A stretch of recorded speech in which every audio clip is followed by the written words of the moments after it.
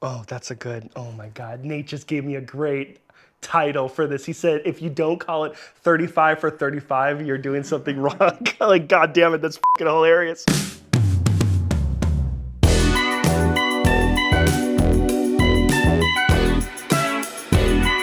Have a little intro and say something, haha, and like cut it in. Are you rolling on this? Yeah. Anyways, let's do this. Hey, what's up, Raj here. We are in my garage, and today I have a quick video for you. It's a video no one asked for, nobody requested, and frankly, nobody needs. We're gonna compare random 35 primes to each other, plus we're gonna throw in the Zeiss Batis 40mm as well, because it's kind of 35. So we're gonna be comparing a lens from the 60s called a Super Takumar 35 prime. It's like an SLR lens that I think you'd throw on a Pentax back in the day. Right now, it's mounted on this camera. We're looking at it, and actually looking pretty cool too. Its aperture opens up to a 3.5. Then we're gonna do a Zeiss CP2 35mm. It is the super speed that opens up to a T15. Then we've got what my daughter and I lovingly call the baby lens, just a little baby lens. It's the Sony FX9, and it's super small and honestly pretty damn good. Then we've got the Sigma 35 prime, the DG, DN, D whatever, and it opens to an f1.4.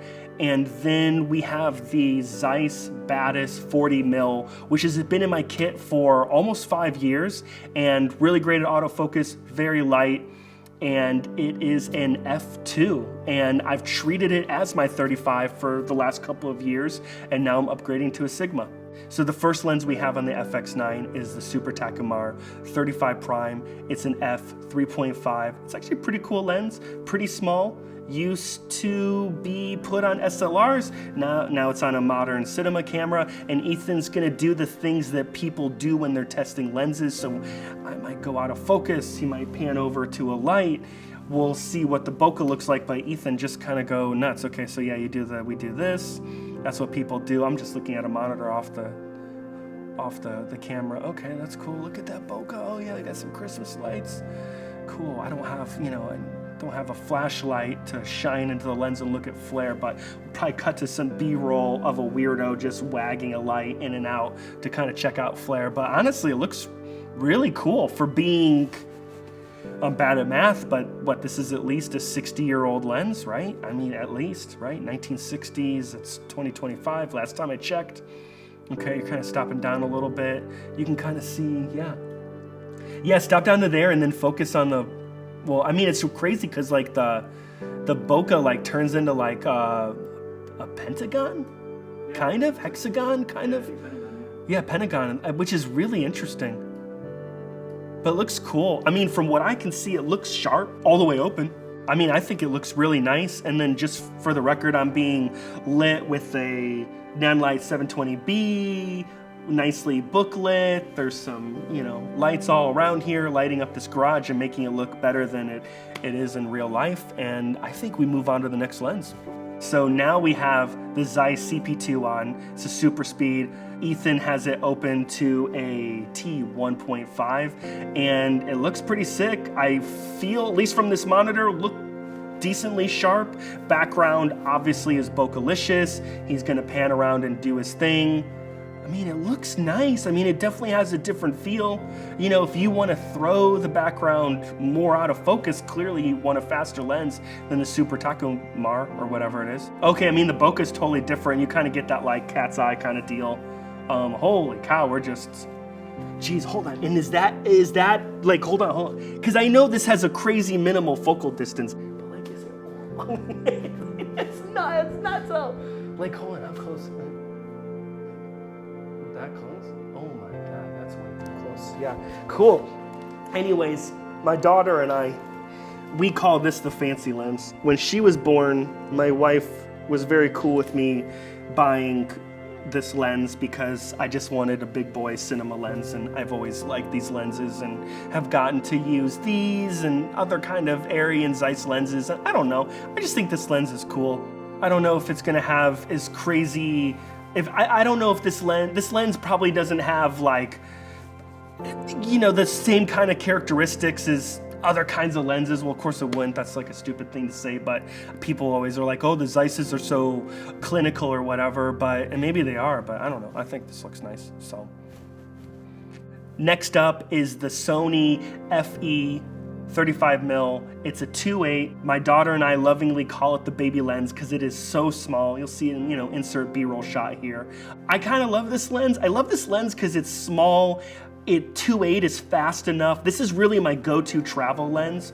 I bought this lens used a couple years ago and went to Disney World. So I specifically bought this to just go to Disney World, and I put it on my A7 IV, no cage, so just a camera body, that lens, and I could put this in my pocket, take it out, get a shot. Oh, you want to go on a roller coaster? Put it back in my pocket, hold on to it, ride the roller coaster, and it was great. So I really like this lens, but it is so small compared to the CP2. It's like nuts. But you can see the bokeh definitely is more cat's eye. Ooh, more like stop sign. So what is that? That's a hexagon. So the bokeh is totally different from the first two lenses. And I mean, do you think it's sharp? I don't know. I mean, it's crazy how different the bokeh is. It doesn't throw the background out as much as the CP2, obviously, but I mean, it works. It's I like this lens. Definitely for pictures or whatever. I don't really shoot a lot of video with this lens, maybe just family stuff, but I'm not like, oh, I'm gonna shoot an interview with this. This isn't the lens. You're not that guy, right? But for travel, for just like messing around, baby lens, it's as close as you're gonna get to a pancake lens with Sony and A7 IVs and all that kind of stuff. The next lens up is the Sigma 35mm. It's the DG, DN, whatever. It's an f1.4, and it's a pretty fast lens. And it has autofocus, it has better manual focus, it feels like you're moving elements in there, and you can throw the background out more. I'm looking at our 17-inch monitor, and it looks cool. Obviously has some different characteristics compared to the other lenses, especially the slower ones. But yeah, I mean, it's cool. This is a new lens to my kit. This is replacing the Zeiss Batis 40mm, which is the final lens that we'll throw on the camera and kind of play around with. And I went from the Zeiss Batis series to this older Sigma series because I just wanted to be able to rack focus between things, which is really hard to do with the Zeiss Batis lenses, as you'll see in a minute. But I've got some, pretty typical bokeh there, a little cat's eye. Okay, cool. Looks cool. Dig the Christmas lights. Cool. And yeah, we're gonna mess around with the aperture now. He's stopping down a little bit. Let's see where those iris blades look like. I mean, actually, not too bad. Kind of keeps a circle more than you would think. And the last lens we're throwing on the FX9 is going to be the Zeiss Batis 40mm. It's an f2, and it's a nice little lens. It's obviously a little tighter than a 35, so we'll call this an honorary 35mm lens. And for the past couple of years, I've treated this lens as my 35 because there isn't a true 35 in this little kit of lenses that Zeiss makes.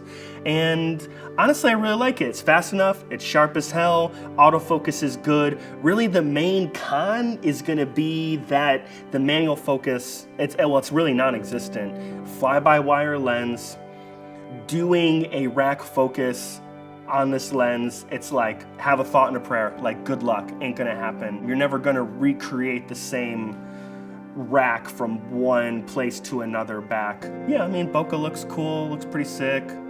Zeiss, it's probably a little cooler.